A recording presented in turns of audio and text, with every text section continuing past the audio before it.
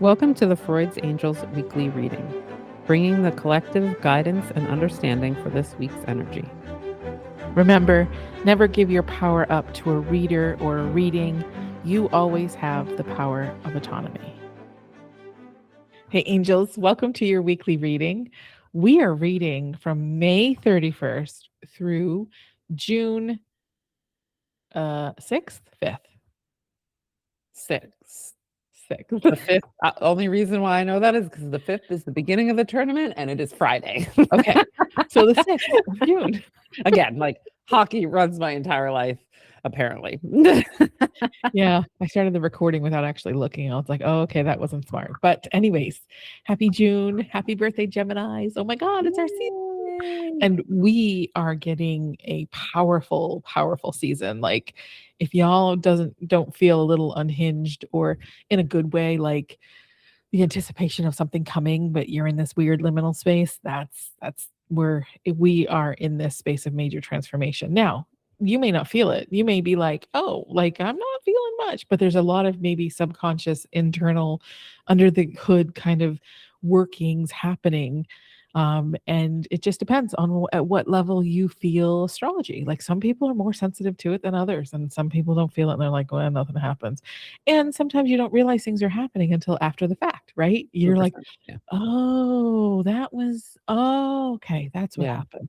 Well, because not everything is hard, right? Like Right. that's the thing. Is not every transformation and change is like being on fire. Not every one of them. Some of them, but not all of them. Yeah. Yeah. So, yeah, we are recording this on the full moon in Sagittarius, a blue moon. And so that's amazing too. And we'll talk a little bit about that later. But Vanessa, mermaids, what are they telling us today? Well, I mean, it totally falls in line with what you were just saying. The Breaking Free card came out. Yeah. And when I pulled the cards and I kind of just set them down and we kept talking. And so right when we were starting to like prep for this is what I do. Like, because I don't want to get in my own head. And I know that that has the tendency to happen, especially if I do feel a little unhinged. So I like to, right when we're going to do it, I just look at the card and be like, what you got to say? And it falls in line with what you were saying, right? Like, the thing that about this, the Breaking Free card, so it's the Breaking Free card, is that in this picture, this mermaid has her arms up in the air. I mean, there's this full surrender. And there's an octopus with one tentacle. It looks like one tentacle around her, but then you kind of look and, she's kind of, her hair's everywhere. There's just like confusion somewhere behind there of like what's being held and what's not. But the thing that I saw when I looked at it was about the difference between surrender and like running off, or what we think of letting go, or what we think of breaking free, right? Like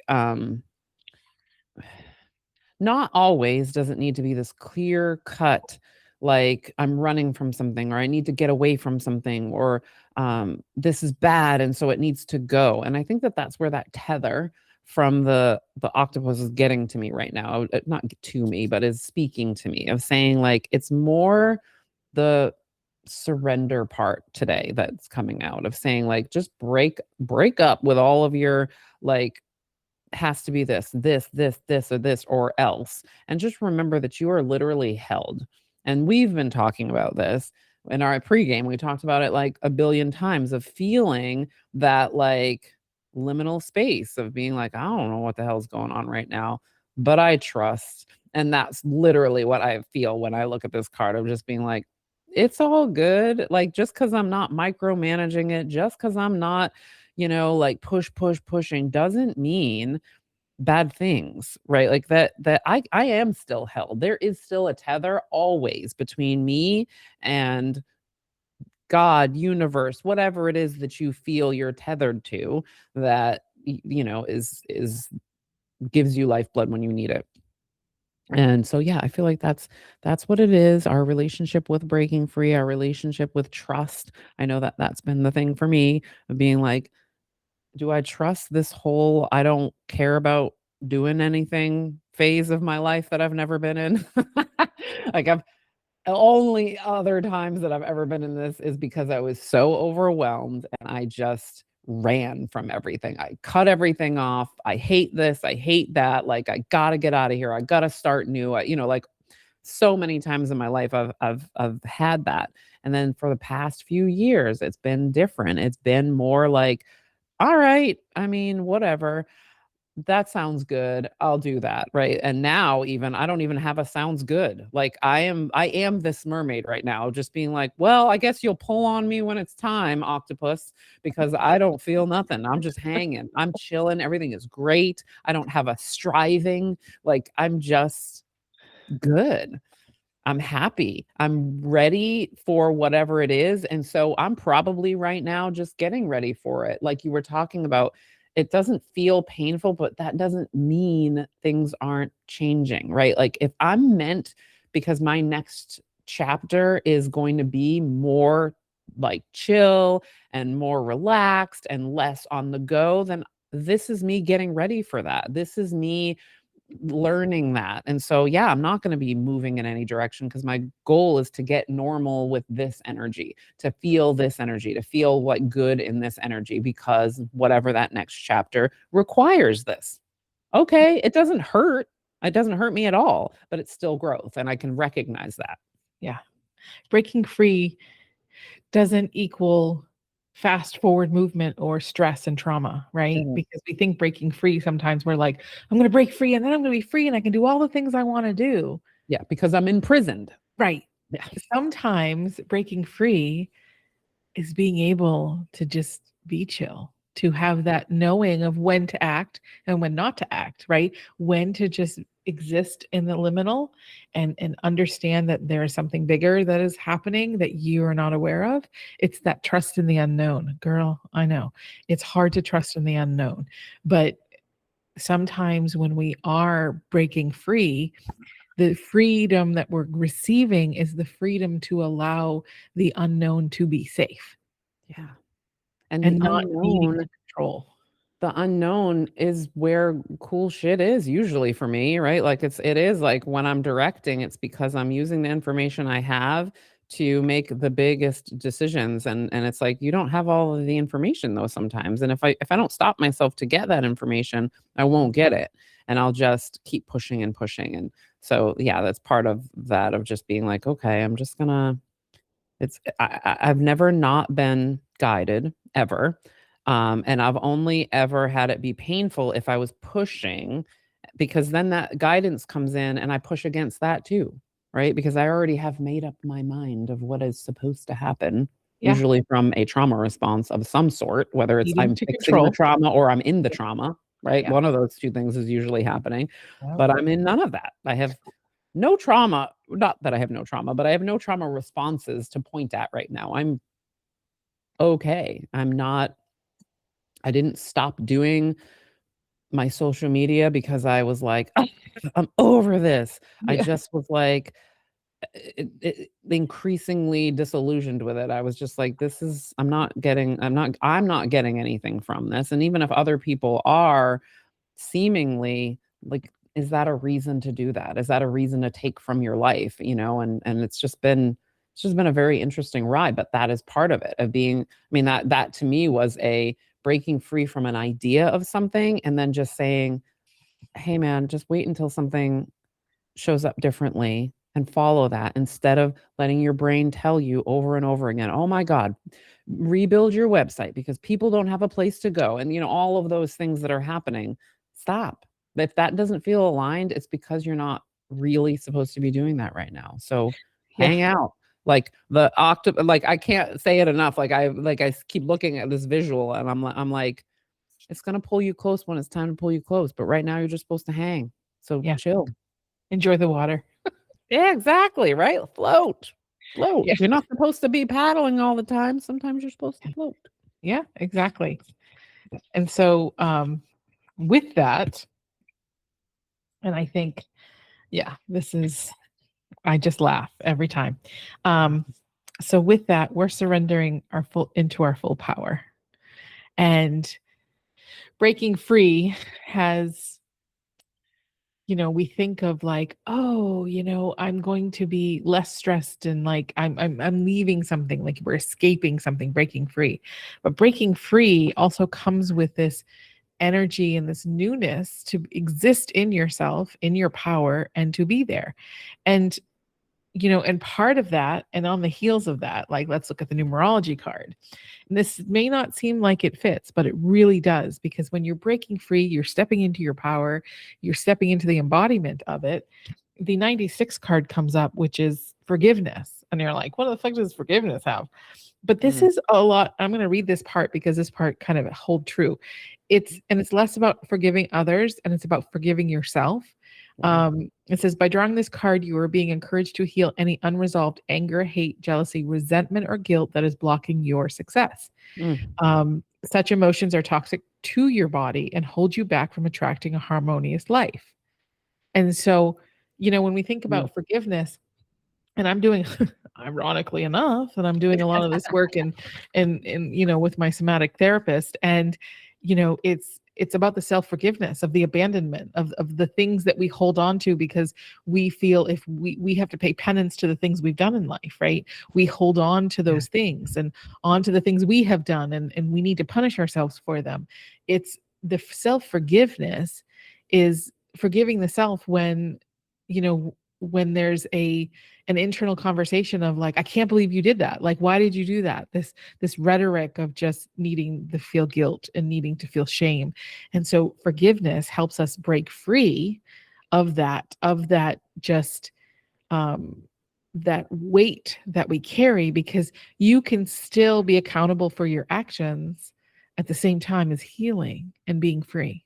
It's possible. It's Which is possible. so hard for people to, Yes. because I mean, again, like we've talked about millions of times, and all my clients are probably sick of hearing it. Our subconscious mind is way bigger than our conscious mind. So there's a lot of programs running that we're not conscious of until we bring them to the conscious level. And forgiveness is a freaking word that people hate, man. Like when I bring it up, they're like, nope. And we have to use different words a lot of times. And so if I can forgive myself for doing heinous things, I'm going to have to forgive other people for doing heinous things. And that shit's not happening, right? Like that's an internal battle for a lot of people, right? Yeah. Because of the idea of what forgiveness is. It's like the reality being that most of the time when we're actually beating the shit out of ourselves, it's because we're on our high horse. We're like, oh, I know things now that I didn't know then. I'm so far detached from that version of me that I can't really remember being that version of me to know that me as an internal being is inherently good. And I know that. So I must have been doing something that felt like the only option, whatever that means.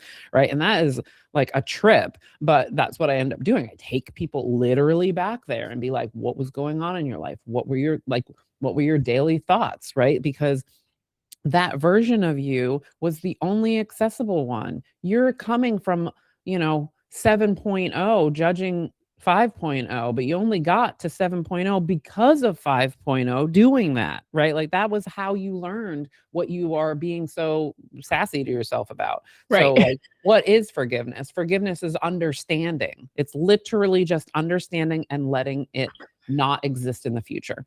It existed in the past. It happened. I learned something from it. It's done, because going forward, I won't do it again. And that's what penance actually is, right? The best apology is changed behavior. It's the only real apology, right? My words don't matter. My actions do. If I never do that again, or if I find my way to feeling like I've healed that thing, whatever that thing is, if it's making amends to a person, okay, let that be what it is. If it's making an amends to yourself because you're like, that's, I just didn't want to have that as my choice, but it was my only choice at that time, then we do that so that we don't have to carry it. I mean, that's so, yeah, so true, because those are usually the things that hold us back, right? So if I think I've done something wrong, or I've been bad, or I can't trust myself because I've been bad, hell yeah, I'm not going to break free from anything. I'm not going to feel free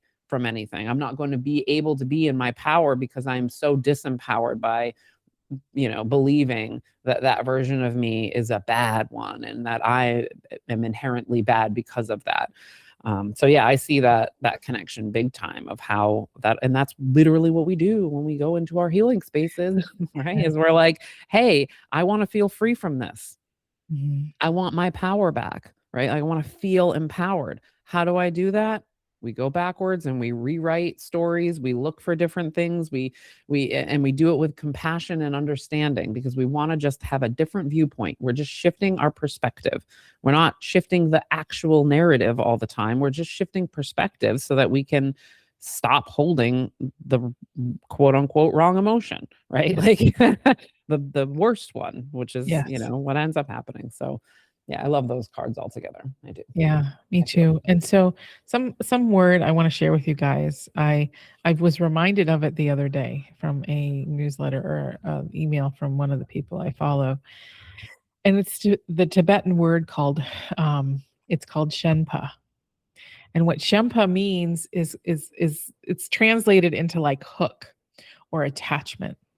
And it's the reaction we have to a situation that keeps us hooked to that situation.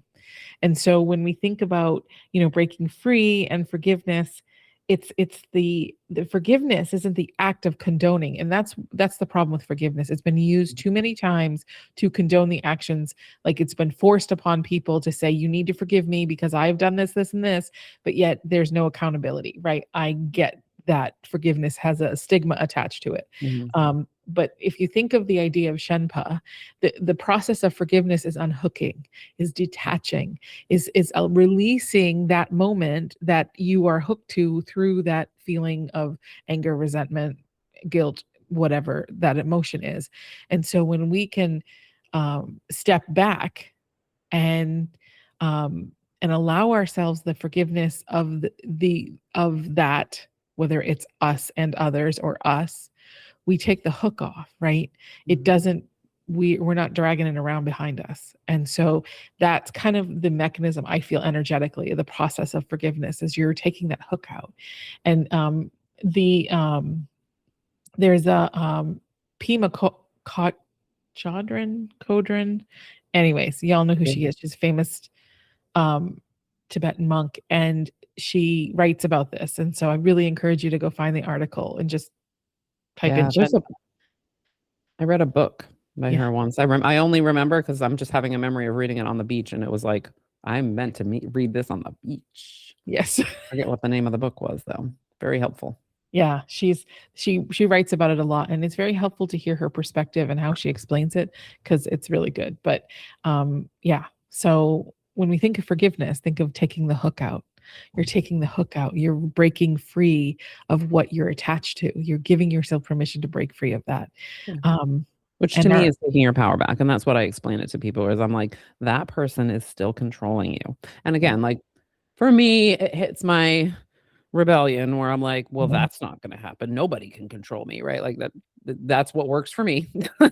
Yeah. Right. And but it is true, right? Like if I'm going to let people continue to control me, I am not going to feel empowered. And that is a form of control. It's emotional control that person still has, even though they're not even there anymore. Yeah. Yeah. The fact that you have to rebel is the signal that there's control. Exactly. Yeah. Exactly. So our money card this week, I have permission to shine and be successful. Whatever that means to you. Yes.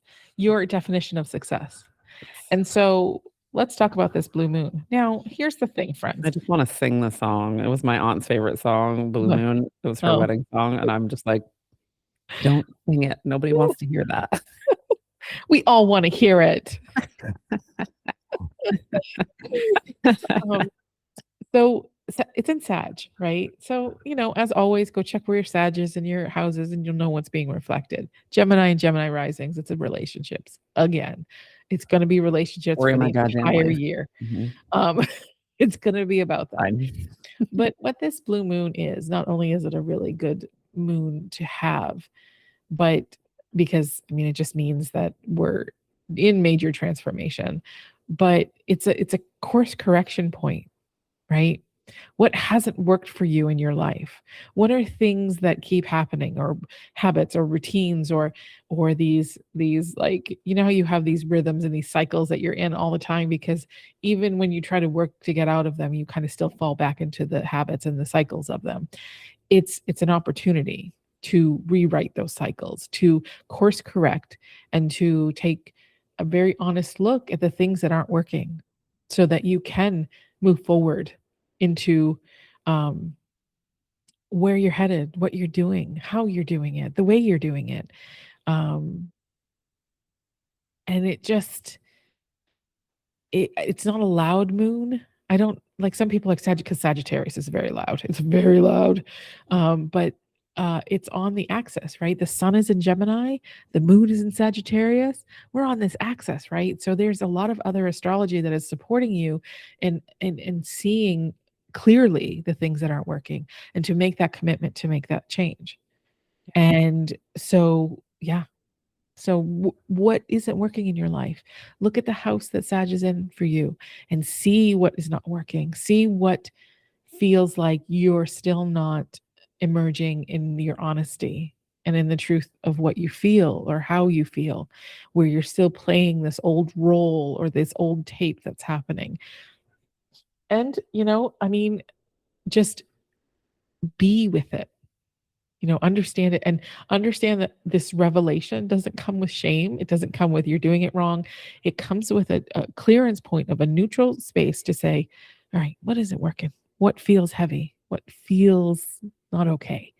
And with the most kindness and the most sense of like, you can do this. This is going to be amazing. And so this is a starting point of a new adventure.